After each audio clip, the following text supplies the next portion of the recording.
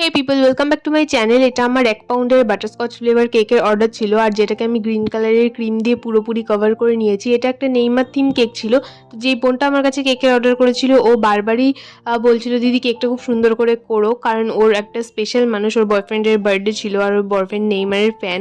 তো যাই হোক, বারবার বলছিল ছবি পাঠিও। এটা স্বাভাবিক, কারণ কোনো স্পেশাল মানুষের বার্থডে এটা স্পেশাল করার জন্যই কেক নেওয়া হয়েছিল। তো যেহেতু নেইমার থিম ছিল, তো নেইমারের কিছু ফটো আমি প্রিন্ট করে নিয়ে এসেছিলাম। সামনে যেটা বসিয়েছি সেটার পেছনে আমি অবশ্যই ফন্ডেন্ট লাগিয়েছি, যাতে কোনো রকমের কোনো কেমিক্যাল কালার কেকের সাথে টাচ না করে। আর এখানে এই যে নিচের বর্ডারটা দেখতে পাচ্ছ, এটা আমি গ্রিন আর ব্রাউন মিক্সিং করে এই কালারটা তৈরি করেছি, যেটা দিয়ে আমি ডাবল বর্ডার করে নিয়েছি। আরেকটা ফটো প্রিন্ট করেছিলাম, সেটা বসিয়ে দিলাম। এবং ফুটবল আর এই মাফলারটা আমি হাতে তৈরি করেছি ফন্ডেন্ট দিয়ে, সেটা বসিয়ে দিলাম।